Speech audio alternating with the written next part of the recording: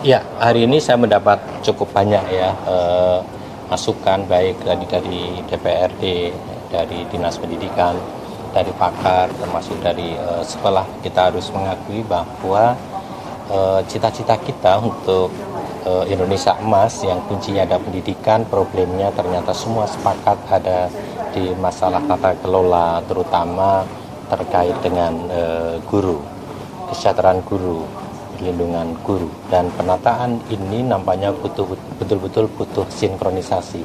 Banyak kebijakan-kebijakan yang tidak match ya. Misalkan sebut saja mengenai kebutuhan guru. Di satu sisi sebagai kata kunci bahwa pendidikan maju hanya karena guru, tetapi masalahnya pemerintah pusat nampaknya belum betul-betul memetakan sebenarnya kebutuhan guru sekarang berapa, dan yang pensiun berapa misalkan, lalu kebutuhan berapa.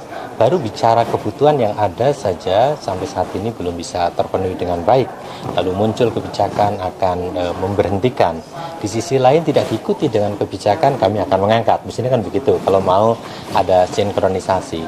Lalu kalaupun pengangkatan ternyata munculnya P3K yang akhirnya bebannya pada daerah, sehingga dinyatakan baru kali ini ada kebijakan pengangkatan ditolak oleh daerah. Karena apa? Bebannya diberikan pada daerah. Seharusnya karena ini mandatori, di mana negara punya kewajiban untuk mendidik anak-anak bangsa, disediakan anggaran 20%, mestinya prioritas anggaran 20% untuk dipastikannya terselenggaranya pendidikan dengan baik, yaitu memulai dari gurunya, tadi disampaikan gurunya cukup, lalu mutunya baik. Sekarang gurunya tidak cukup, apalagi mutunya. Tambah lagi mau mutasi juga aturannya banyak yang menghalang. Dan yang kedua pasti bicara mengenai sarana prasarana.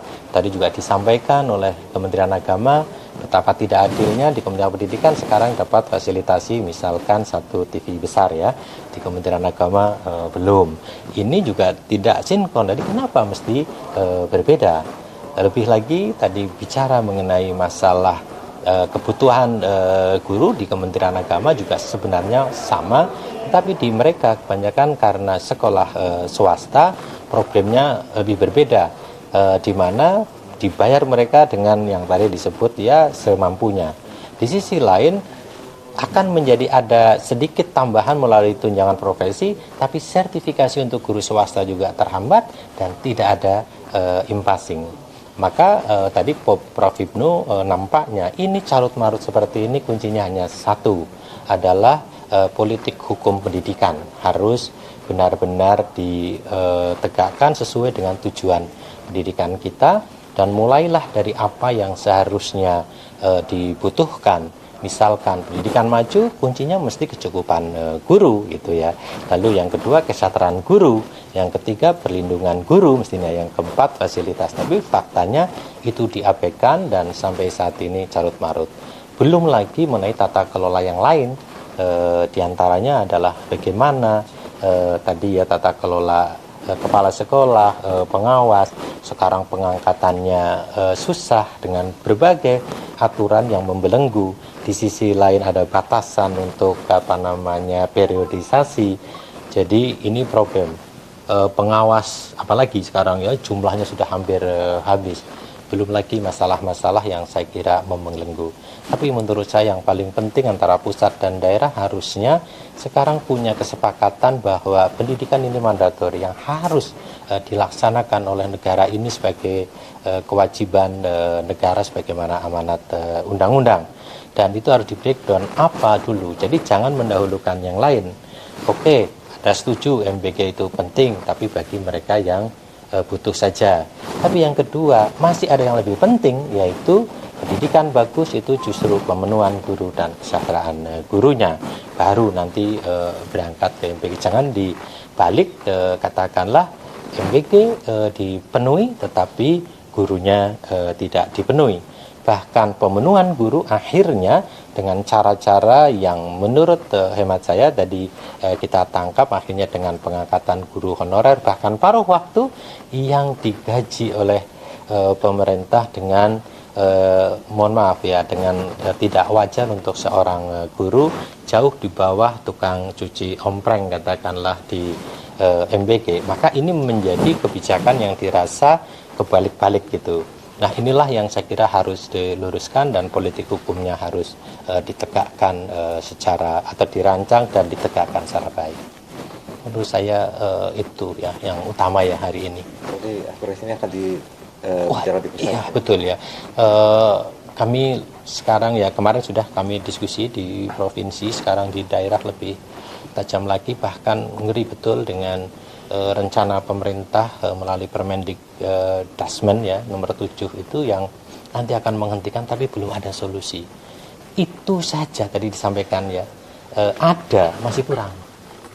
Angkanya sampai 1000 tadi. Apalagi itu diberhentikan menjadi sangat besar. Jadi problemnya yang sudah ada dibayar belum pantas dengan status yang nggak jelas itu ya. Lalu yang kedua akan diberhentikan padahal itu semua termasuk yang honorer aja masih kebutuhan guru masih banyak. Maka pemerintah harus segera mengambil langkah pilihan yang utama agar sekolah kita bisa mendidik anak-anak menjadi generasi yang unggul. Kuncinya akhirnya pastikan kebijakan atau politik hukum pendidikan terkait dengan guru itu dijalankan dengan baik. Ini kalau tidak saya kira kita tidak usah terlalu tinggi ya bermimpi Indonesia emas dan sebagainya kalau ini sampai betul-betul tidak terselesaikan. Dan yang saya miris gini, buat apa mengambil kebijakan misalkan pengangkatan dan sebagainya kalau akhirnya bebannya dilempar ke daerah padahal daerah tidak punya kemampuan untuk membayar itu.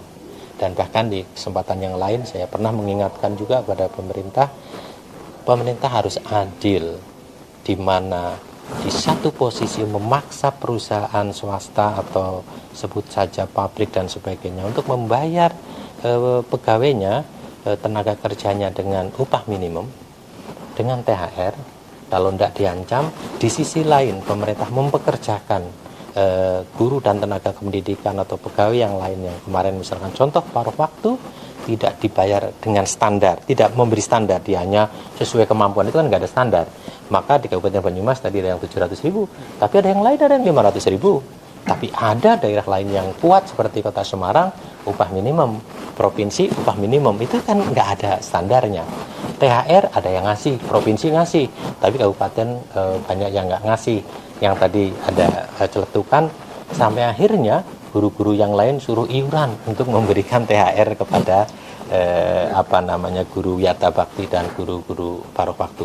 Maka saya berharap sesuai kebijakan pemerintah pusat, sebenarnya Bu Menpan pernah mengatakan guru paruh waktu, ASN paruh waktu itu bisa diusulkan segera menjadi penuh waktu manakala diajukan oleh bupati atau gubernur. Saya berharap ini segera, terutama minimal untuk mengisi atau mengganti guru-guru atau tenaga kependidikan yang pensiun, sehingga mereka statusnya segera jelas P3K penuh waktu dengan gaji yang ada aturannya.